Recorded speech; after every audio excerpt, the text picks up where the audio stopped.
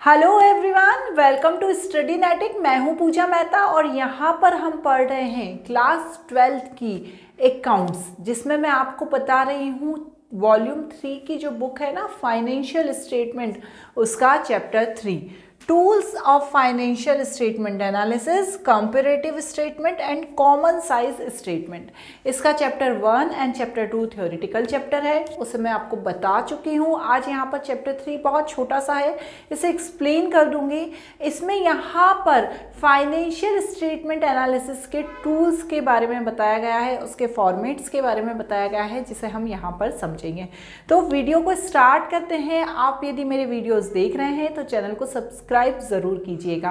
तो देखते हैं कौन कौन से होते हैं। वैसे तो हमने जो पढ़े थे फाइनेंशियल स्टेटमेंट एनालिसिस के 4 टूल्स होते हैं। कौन कौन से? कंपैरेटिव स्टेटमेंट, सेकंड होता है कॉमन बेस स्टेटमेंट, थर्ड होता है रेशियो एनालिसिस एंड फोर्थ होता है कैश फ्लो स्टेटमेंट। लेकिन ये जो चैप्टर है इसमें हमें सिर्फ 2 टूल्स को पढ़ना है। पहला है कंपैरेटिव स्टेटमेंट को और दूसरा है कॉमन बेस स्टेटमेंट को। ये दोनों ही टूल्स हैं, ये कंपेयर करते हैं, ठीक है ना, किसको? पिछले साल के डेटा को और इस साल के डेटा को, या इस साल के डेटा को दूसरी फर्म के डेटा के साथ कंपेयर किया जाता है। तो कंपैरिजन स्टेटमेंट क्या होता है? कंपैरिजन स्टेटमेंट या कंपैरिजन फाइनेंशियल स्टेटमेंट का मतलब क्या होता है? कंपैरिजन करना किसी भी कंपोनेंट का या उसके एलिमेंट का, किसके? बैलेंस शीट और statement on profit and loss account के 2 या 2 से ज़्यादा सालों का, ठीक है ना। जैसे मैंने अपनी कोई बिजनेस फर्म चलाती हूँ, मैं इस साल का जो मेरे पास फाइनेंशियल स्टेटमेंट है उसका मैं कंपैरिजन करूँगी जो पिछले साल का मेरा फाइनेंशियल स्टेटमेंट है उसके साथ, कि मुझे पिछले साल कितना प्रॉफिट हुआ था, इस साल कितना प्रॉफिट हुआ, या पिछले साल मेरे पास लॉस था, इस साल प्रॉफिट हुआ कि नहीं। तो जब मैं इन 2 चीज़ों का कंपैरिजन करती हूँ तो उसे कंपैरिजन स्टेटमेंट कहते हैं। इसमें क्या होता है ना, जो हमारी बैलेंस शीट या फाइनेंशियल स्टेटमेंट होता है उसमें क्या होता है, जो पिछले साल के जो कंपोनेंट्स या आइटम हैं उन्हें एक तरफ लिख दिया जाता है और दूसरे साइड के एक तरफ लिख दिए जाते हैं, मतलब placed along side each other, और फिर उन्हें क्या कर दिया जाता है? माइनस कर दिया जाता है। पिछले साल का जो कंपोनेंट है या पिछले साल की जैसे कोई करंट एसेट्स है या करंट लाइबिलिटी है, उसमें से इस साल की करंट एसेट्स से करंट लाइबिलिटीज़ को माइनस करके और फिर उसका परसेंट निकाला जाता है और उस परसेंट के आधार पर डिटरमाइन किया जाता है कि भैया कंपनी की क्या स्थिति चल रही है। तो इसे कंपैरेटिव स्टेटमेंट भी कहा जाता है। अब ये जो कंपैरिजन होता है वो 2 तरीके से हो सकता है। पहला होता है इंट्रा फर्म कंपैरिजन, दूसरा होता है inter firm comparison. Intra firm comparison में क्या होता है, हम अपनी ही फर्म का कंपैरिजन करते हैं हमारे पिछले सालों के फाइनेंशियल स्टेटमेंट से। जैसे मेरा इस साल का फाइनेंशियल स्टेटमेंट बना, अब मैं ये देखना चाहती हूँ कि मेरा पिछले साल का जो फाइनेंशियल स्टेटमेंट था वो और इस साल के फाइनेंशियल स्टेटमेंट में क्या डिफरेंस है, तो मैं इन दोनों का कंपैरिजन करूँगी। और नेक्स्ट होता है inter firm comparison. Inter firm comparison में क्या होता है, मैं अपने जैसे ही किसी फर्म के साथ अपना और उसका कंपैरिजन करूँगी। जैसे मेरा क्लॉथ बनाने का बिजनेस है, अब मैं अपने जो क्लॉथ बनाने, मेरे ही जैसे जो क्लॉथ मार्केट में बनाकर सेल करते हैं, उन फर्म का जब फाइनेंशियल स्टेटमेंट वो लोग रिलीज करेंगे, उन स्टेटमेंट के साथ मैं अपना स्टेटमेंट क्या करूंगी? कंपेयर करूंगी। तो इसे क्या कहेंगे? इसे कहेंगे इंटर फर्म कंपैरिजन। क्लियर? अब इसमें नेक्स्ट देखते हैं कि ऑब्जेक्टिव क्या होते हैं कंपैरेटिव फाइनेंशियल स्टेटमेंट के। अब कंपैरेटिव फाइनेंशियल स्टेटमेंट इसलिए भी ज़रूरी है क्योंकि यहाँ पर डेटा प्रेजेंटेशन है वो बिल्कुल सिंपल और कंपेरेबल। मतलब क्या होता है, जब आप सिंपल तरीके से ये कंपैरिजन देखना चाहते हो तो वो आप कंपैरेटिव स्टेटमेंट बनाकर सिंपल तरीके से इस डेटा को देख सकते हो कि किस तरीके से दोनों में क्या डिफरेंसेस हैं। इंडिकेट ट्रेंड्स, मतलब आज के समय क्या ट्रेंड चल रहा है उसको मालूम करके हम फ्यूचर की फॉरकास्टिंग कर सकते हैं, ठीक है ना। हमें पता चल रहा है कि हमें लास्ट ईयर इतना प्रॉफिट था, अब इतना ज़्यादा हो रहा है, तो अब हमें फ्यूचर में कितना हो सकता है, या हमारी फर्म को इतना प्रॉफिट है, दूसरी फर्म को इतना प्रॉफिट है, तो हमारा ज़्यादा है या उनका ज़्यादा है, तो ये हमें ट्रेंड पता चल जाएगा, ठीक है। इंडिकेट स्ट्रेंथ एंड वीकनेस, हमारी क्या स्ट्रेंथ है, हमारी क्या वीकनेस है, वो भी पता चल जाएगी। Comparison from firm and industry data, अब जो भी हमारी फर्म और इंडस्ट्री के डेटा है उसमें हम कंपैरिजन कर सकते हैं। फॉरकास्टिंग एंड प्लानिंग, इन सब चीज़ों के थ्रू हम क्या कर सकते हैं, फ्यूचर की फॉरकास्टिंग कर सकते हैं, प्लानिंग कर सकते हैं कि इन फ्यूचर हमें अपनी ग्रोथ कैसे करनी है। Importance of comparative financial statement, क्या इंपॉर्टेंस है, किसके लिए हेल्पफुल है, क्या कंपैरेटिव फाइनेंशियल स्टेटमेंट। पहला है शेयर होल्डर के लिए इंपॉर्टेंट है, डिसीजन और प्लान के लिए इंपॉर्टेंट है। शेयर होल्डर कौन होते हैं, जो कंपनी में इन्वेस्ट करते हैं, तो वो क्या करते हैं, देखते हैं पहले कंपनी की पोजीशन कैसी है, कंपनी मार्केट में कैसा परफॉर्म कर रही है, तो शेयर होल्डर के लिए भी कंपैरेटिव स्टेटमेंट इंपॉर्टेंट होता है। डिसीजन, फ्यूचर के डिसीजन और प्लान बनाने के लिए इंपॉर्टेंट होता है। लेंडर्स कौन होते हैं, जो कंपनी को लोन देते हैं, तो वो कंपनी की स्थिति देखना चाहते हैं कि कंपनी किस तरह से परफॉर्म कर रही है। नेक्स्ट है इन्वेस्टमेंट डिसीजन, कौन सा इन्वेस्टमेंट, इन्वेस्टर्स जो होते हैं वो किस तरीके का इन्वेस्टमेंट किस फॉर्म में करेंगे, वो कंपनी के फाइनेंशियल स्टेटमेंट पर ही डिपेंड करता है। तो वो कंपैरेटिव फाइनेंशियल स्टेटमेंट देख लेते हैं कि भैया पिछले साल कंपनी का इतना प्रॉफिट था, इस साल तो और प्रॉफिट हो गया, तो वो इन्वेस्टमेंट करने में ज़्यादा दिलचस्पी दिखाते हैं।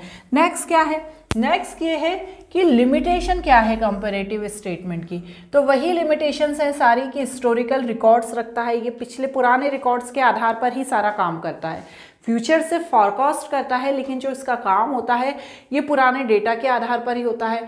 अफेक्टेड बाय पर्सनल जजमेंट, लोग अपने जजमेंट के आधार पर भी जो फाइनेंशियल स्टेटमेंट होता है वो इफेक्ट हो जाता है। क्वालिटेटिव एलिमेंट आर इग्नोर्ड, जैसे आपने स्टाफ की क्वालिटी देख ली, मैनेजमेंट की क्वालिटी देख ली, इसे ये इग्नोर कर लेता है।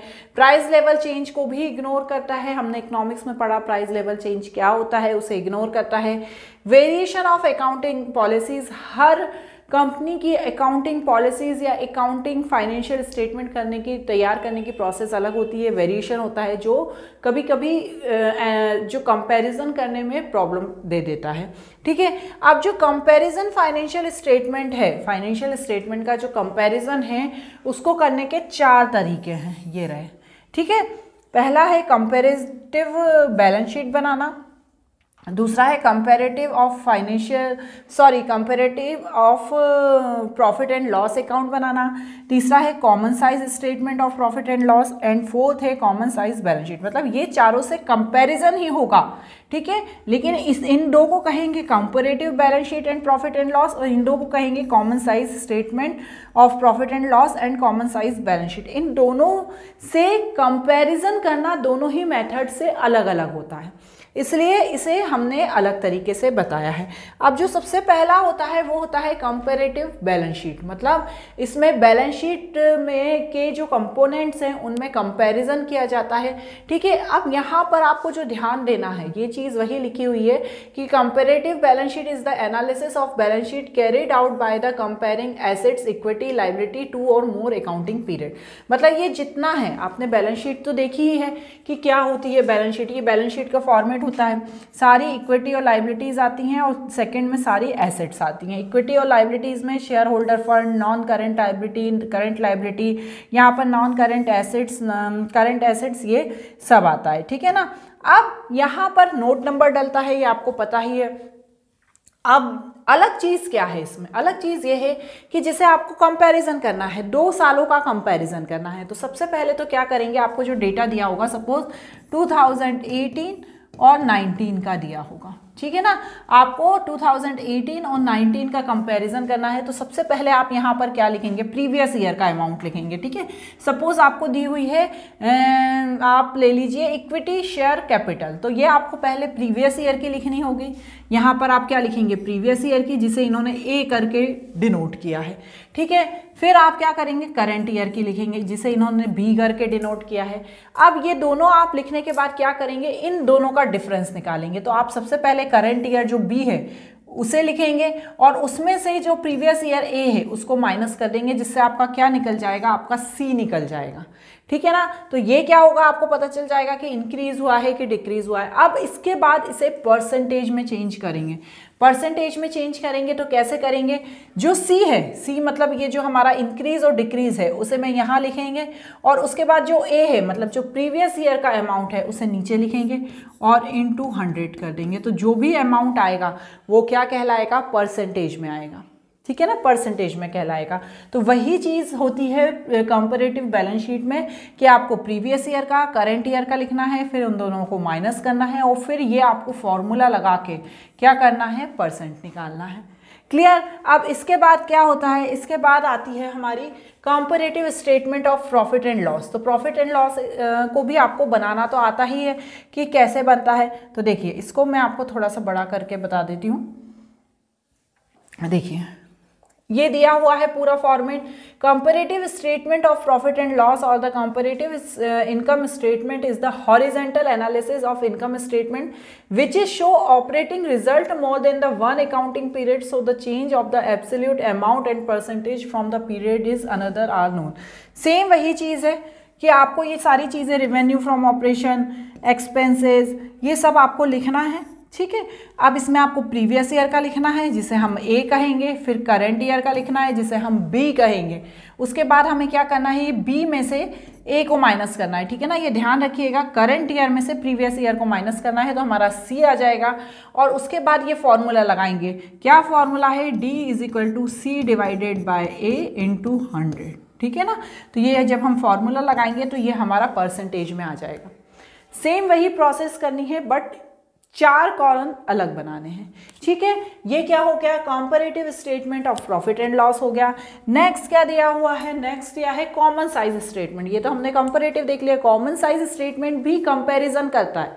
ठीक है, नाम अलग है उसका। अब कॉमन साइज स्टेटमेंट को हम वर्टिकल एनालिसिस या ऑफ फाइनेंशियल स्टेटमेंट भी कहते हैं। अब इसमें थोड़ा सा आप ध्यान से समझिएगा कि ये कंपैरेटिव स्टेटमेंट से कैसे अलग है।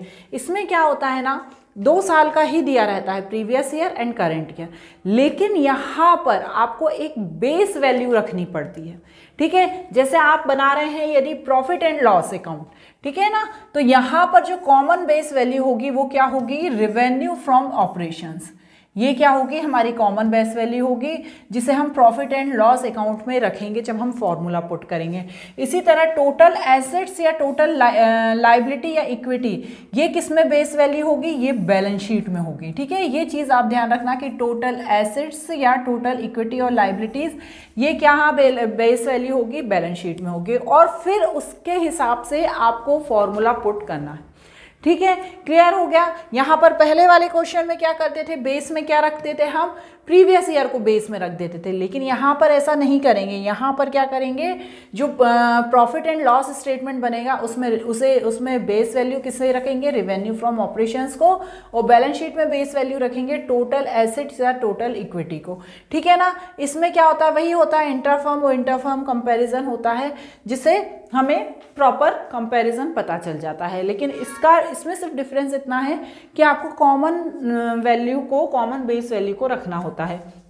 जो फॉर्मेट है वो ये दिया हुआ है, वही चीज़ बता रहे हैं कि देखिए इसमें से पहले प्रॉफिट एंड लॉस का दिया हुआ है, तो प्रॉफिट एंड लॉस में क्या है, ये सारा पूरा वैसा ही बना हुआ है। इसके बाद क्या दिया है, ये प्रीवियस ईयर का दिया है। ठीक है, ये करंट ईयर का दिया है।